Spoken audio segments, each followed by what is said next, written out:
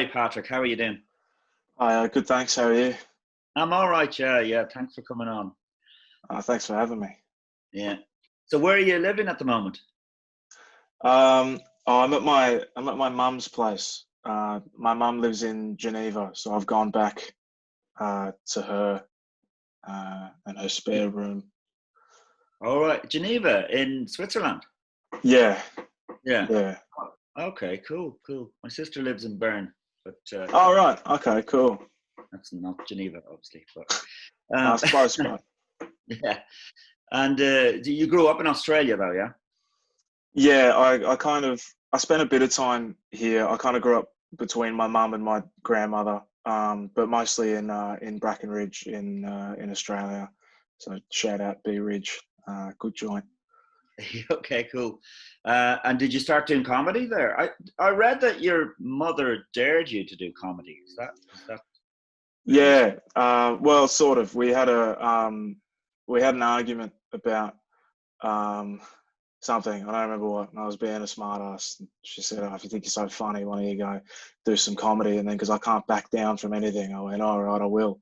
And then I did it, and I wasn't very good, and so that annoyed me more. So then I had to keep doing it. Oh yeah. Um, And what age were you then?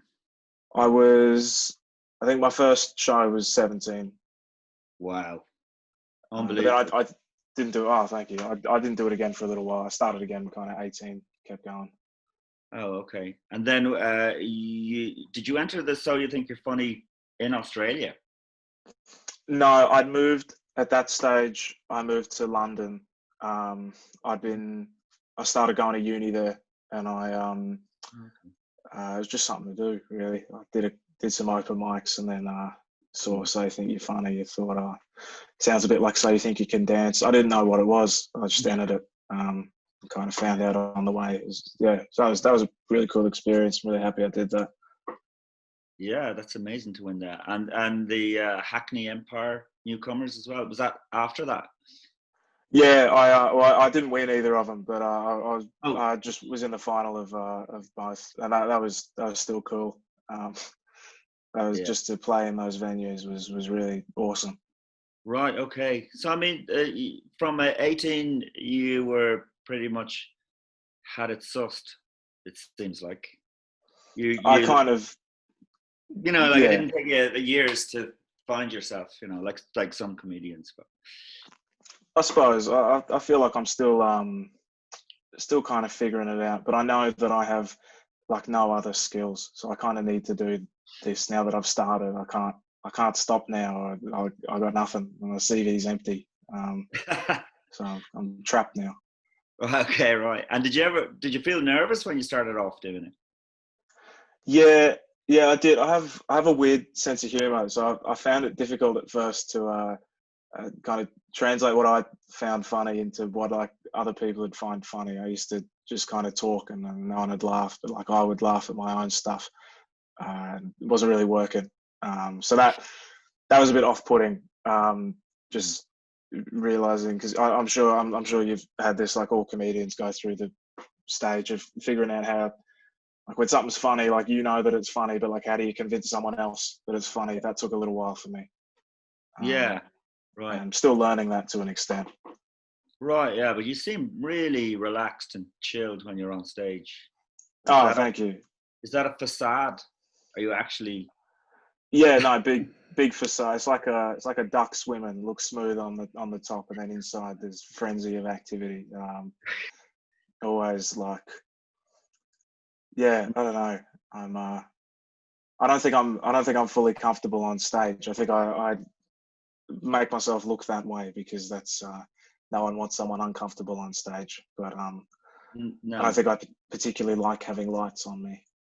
Um, Oh man, but I've just watched a bit where you read a review of a 10-minute play, and you I suppose accidentally reveal that the review is fake. oh, Before I feel you like I read know the the, video you're talking about. so you say it's from the Walthamstow Standard, and someone says never heard of it, and you say I've never heard of it either. That's because, and you obviously just, I don't know if you'd said this before. That's because it's made up, Yeah, and, and that then you was realize. and now everybody knows it's a fake review. Yeah, that was at Hot Water in Liverpool, I think. That was a mad night. It was like, I don't know if you've ever performed at Hot Water. It's like the weekday shows. It's like comedians come, they do like 10, 15 minutes of new material, and the crowds are something else in Liverpool. Scousers are like, shout out Scousers. You guys are mad. Love a good time. Right, yeah. And so have you toured all over the UK? Toured. I wouldn't say I've gigged all over the UK. Yeah, I like traveling. That's one of my favorite things about it. Is like I get to see like all these different parts of England and all these different parts of. I've done little loops around Europe, and when I went back to Australia to visit my family, I did a few gigs in Brisbane and Sydney, headlined at the Comedy Lounge and stuff. That was really cool. Wow. So I love like traveling is like one of the best parts of doing this and part of the journey. Yeah. And what is the comedy scene in Australia pretty healthy? Could you make a living there? I don't know. I know it's difficult to transition from like Australia breeds fantastic comedians, myself not included. It like breeds like there's I don't know. It makes me very patriotic when I see like the comedy that's coming out of Australia. Like there's proper like cutting edge stuff, but they all there seems to be a need for like people outgrow the scene quite quickly. It seems. Oh Have yeah. to So go there. they just quite quickly begin to tour on their own, do their own. Yeah, I think it's quite difficult to leave the live scene and get like TV opportunities and like kind of broadcast entertainment stuff. It's much easier to do that in England and in America. So we kind of hemorrhage comedians. We're a good breeding ground, and then they leave because there's not a lot of support for grassroots comedy in Australia. It Yeah. seems. Yeah. And so like you're obviously way younger than me, and you're just starting out. Do you feel that, for example, I have to come to terms with social media and that kind of thing can be a struggle for older comedians. Yeah. But is that something that you just kind of do? You do much of that? I mean, I'm just as bad at it. Like we, I living with my grandma. Like we had dial-up internet until like 2018. Like Yeah. I don't know how to do it properly. But then at the same time, like I don't trust people who can do it really well. It seems strange. If you're really good at marketing yourself, I'm like, I don't know. It feels weird to me. I've got no idea how to do it. I try to put videos out and stuff, and obviously there's clubs that like film your stuff for you and put it out, and there's a lot of comics at the moment in lockdown doing like great kind of online sketches and things. But yeah, I am in awe of people who can do it very well. I do my best, but I think I'm a discredit to my generation in that I can't do it to the same extent that they can. Yeah, it's funny actually, because my son is in a band, and they are terrible at social media as well. I probably do more social media than he does. He's like 22, and he's just not into it. So I mean, there's a cliche that all young people are totally into this social media, but there's actually loads that are not. Yeah, well, I think in a band it's kind of cool if you're not good at social media. It makes you mysterious. If your band posts like one thing every 2 years, it's like, wow, these guys are too cool for social media. It's not even that they can't do it. It's like they're too good for it. Yeah, I think that's the kind of thing they're going for. Yeah. Yeah. People ask them what the lyrics are to their songs, and they just don't reply. Yeah. There's just a danger of being too obscure and nobody ever realizing you exist. Makes you cult though. Once you get cult status, that's it. That's the dream. Yeah, that is the dream, yeah. And so how are you feeling about this lockdown? It must be shit if you're just starting out in comedy and everything's really going well, and then suddenly you can't fucking do a gig. It's like, yeah. I mean, it's been funny for everyone, I imagine. Like I'm sure it feels kind of similar level no matter where you are. in like what stage you're at in your career, it feels like everything's kind of stopped. Everything's been put on pause. I think I'm lucky in the sense that I managed to have a few things secured before lockdown came, like late in 2019. I was fortunate to sign with an agent that I'm really happy with. So I've got that, and that seems fairly secure. If he's watching this, I hope it's secure. Yeah, that's so that was good. And then I've got some writing things I'm doing and some gigs now that like have been, instead of just being flat cancelled, like some paid work that's just been postponed to later in the year. So Okay. I feel like I haven't fully lost it, but at the same time, it does feel funny. Like I still write. I've been doing a lot of writing, but I haven't been doing much filming of things. It was tough at the start, and then like I think I burnt myself out a bit and just needed a rest. But still working behind the scenes and that. But Yeah, and had you planned to do Edinburgh this year? My intention was to go up. I don't know if I would have got it. I had an audition for the Pleasance Reserve, so that would have been the plan, was to do that this year, ideally, if I'd gotten that, and then the year after to do an hour. I've been doing some work in progress shows and stuff. My last one, that was my last gig, was a work in progress show, like a couple of days before lockdown. Oh, really? Yeah. So that was a bit weird. But yeah, the plan was to go up to the festival. It feels strange that it's not even happening this year. Yeah. You did it last year? Was it with Mary O'Connell? Yeah, I did a split show last year with Mary O'Connell. It was fantastic. It was such a privilege to do a show with her. Yeah, that was a lot of fun. That was the full month. It's tiring though, Edinburgh. It's hard. Yeah. Like doing for a whole month doing a show. I presume you're doing other spots and other shows as well. Yeah, That's one thing that it's good for, is just getting gig hours under your belt. Like doing kind of 5 or 6 shows a day kind of thing. But it does hit you after like 15 days. You go, oh, I don't even know if I can stand up anymore. Yeah. Were you going out as well and enjoying the festivities? No, I don't really go out that much. I don't really have any friends, so I tend to I go and see people, say hi, and then go home and eat. I stayed near this great pad Thai place. I had like maybe 30 pad Thais in 31 days. So that's my party. That's my going out. Yeah, well, that's great because some people do burn the candle at both ends, and a month of that can destroy you.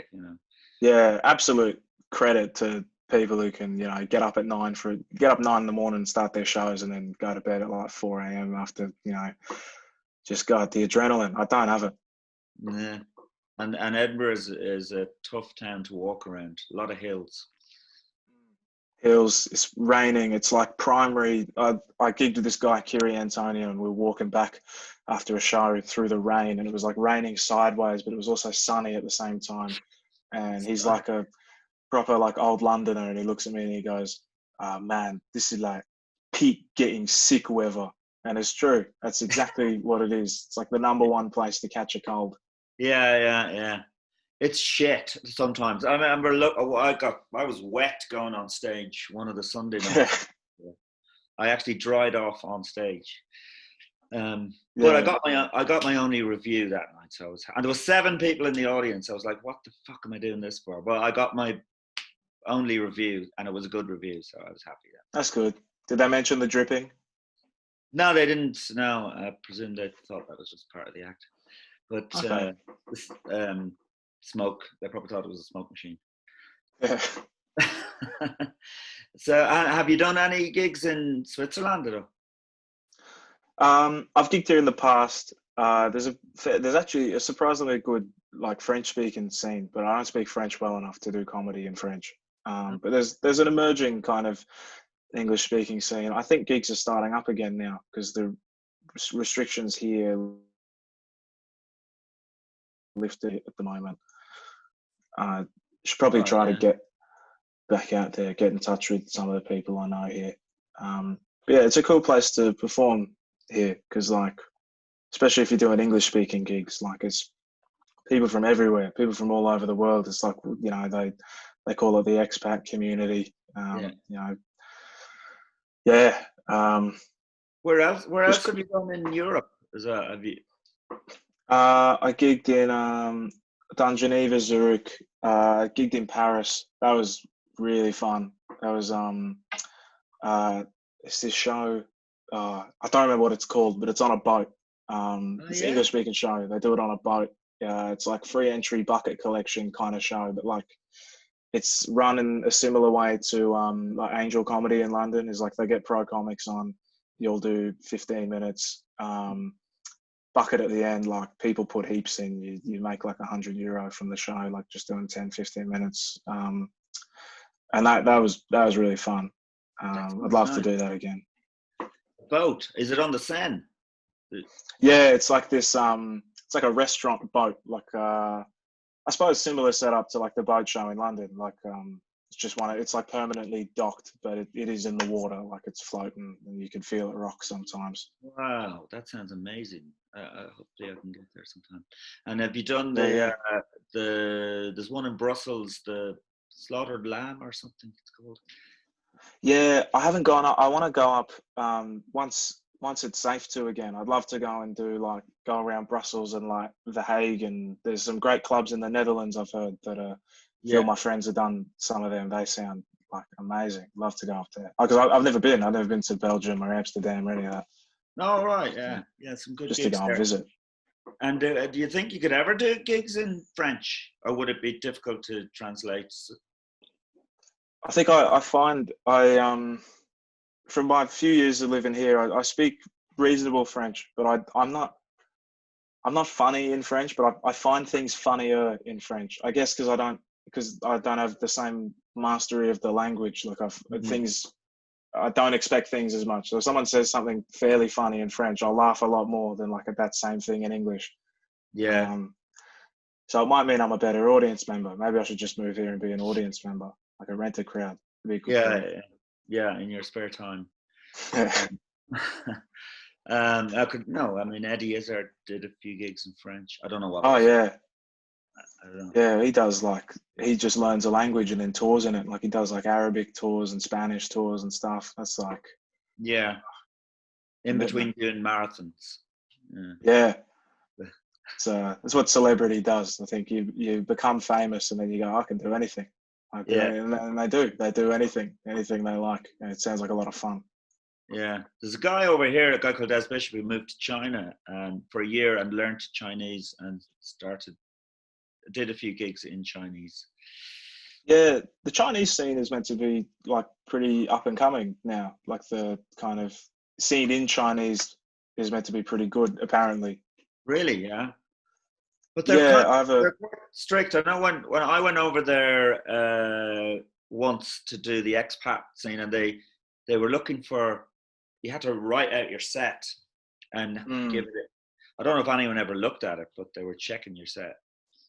yeah, I can imagine that it would be controlled, but apparently they're big into like blue comedy. Like I suppose as long as it's not political, it's okay. So like blue stuff, according to like a couple of colleagues who've gone out there, like they love it. Like anything with poo, it's just Right. yeah. Apparently it lights them up. I don't know if it's true, but yeah, Yeah, and just don't be political. But yeah. um, so listen, I always ask everyone that comes on the show, if they could recommend an act they've seen that most people wouldn't know, but somebody you've seen on the circuit, perhaps that you would recommend. Okay. I was briefed on this question, and so I panicked yesterday because I know that like there's so many great comics who like people won't have heard of, and so if I see I'm gonna forget someone, but like people like obviously Mary O'Connell, who I did my show with, is Yeah. fantastic. She just signed to United. They're Ricky Gervais's agents. Like she's gonna, she's doing moves. She's writing stuff. She works for Jack's Media. Like that's mad. Cool. Um, And where she's from London, is she? yeah, she's from London. She's from oh shit, where's she from? Manor starts with an M. Up north on the Piccadilly line. Okay, that's fine. Yeah. Yeah. I'm scared I've gone too specific now. Maybe I should have just left it at North London. Yeah, what number? What street? And, yeah. Yeah. So yeah, you recommend Mary O'Connell? Anyone else? Recommend Mary O'Connell. Recommend Ellie Craft is fantastic. He's one of my best comedy mates. Mamoon Ella Gab, Finn Christie, Rahul Somia, Aaron Tet, Martin Durchov. Oh wow, you've got loads of them there. Because I'm going to try and get some of these on the show. So you reckon there's a good, vibrant, up and coming comedy scene happening? Then obviously there is. Yeah. Yeah, there's. Well, I don't know. There's so much. There's so much like. So much talent and so much like wide-ranging talent is, I think, the thing I love about London. Like there's, you know, I inhabit a kind of more specific niche of comedy, but I appreciate a lot of comedy that's like completely different from what I would do, because I think it's the stuff that kind of hits you sideways. It's like, oh, I never would have thought of something like that.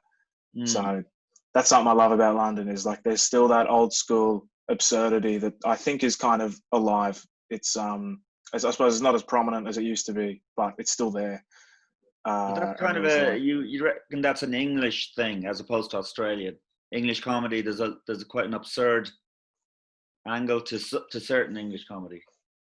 Yeah, I mean, there's now some good absurdism coming out of Australia, like people like Sam Campbell and stuff doing that. But I think England is kind of where you first see it, is like English shows, English TV, especially the stuff from the 70s and 80s. Kind of, I don't know if it was the birthplace, but it was definitely where the genre was defined. Yeah, absolutely. Well, probably with Spike Milligan initially, and then Monty Python. Certainly more absurd than what was coming out of America at that time. Yeah. Yeah. Yeah, for sure. And so is there a lot of new small clubs around the country for acts that are starting out? Yeah, there's some. It's a shame. I'm worried now because of coronavirus that like some of these cool places are going to shut. I don't know. Hopefully now with the new arts bail fund, it'll be okay. But you know, there's places where like, I mean, there's Angel obviously like is an established club, but that's like a great place for newcomers to start as well, because they have like a newcomer night, and you do that.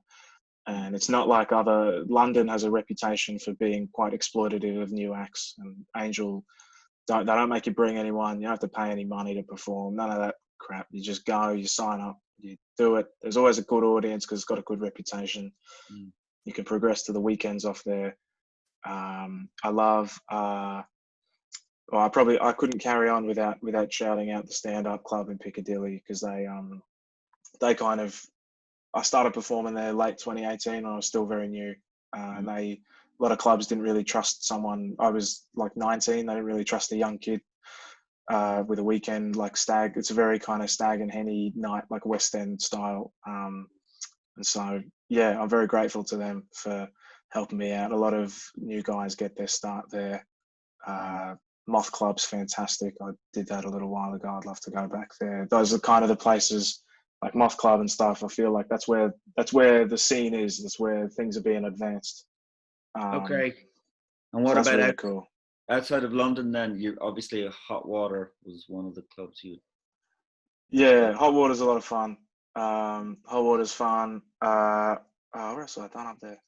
Frog and Bucket is like really well established. That's a really cool club to play, and it's always like it's never intimidating. It's always nice, and they're accepting and welcoming and that. I think there's a small club are doing their first actual.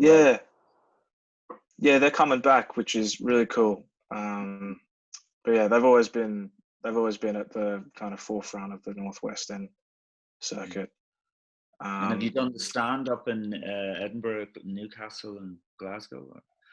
No, I was booked to do the stand, and they pushed it back because of coronavirus. And I feel that they're going to push it back again, because we're now coming up to the date where they pushed it back to. It was there, and then I had a weekend booked at Gilded Balloon that I was really excited for, but that's been pushed back as well. Yeah, I haven't gigged in Scotland yet.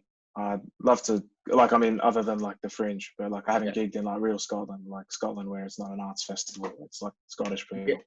Yeah. Well, the Stand, isn't it, is just incredible. Yeah, I've heard it's fantastic. Yeah. So hopefully it survives this coronavirus. Yeah. But listen, thanks for chatting to me, Patrick, and hopefully I'll see you live soon. I love your stuff. Oh, of course. Thanks so clip, much. and amazing. You've got amazing stage presence. You know, you're just so chilled on stage. Really good stuff. Oh, it's very kind of you. I'd love to catch you soon once this is all over. Yeah, hopefully. All right. Thanks a lot, Patrick. Thanks. Have a good one. All right.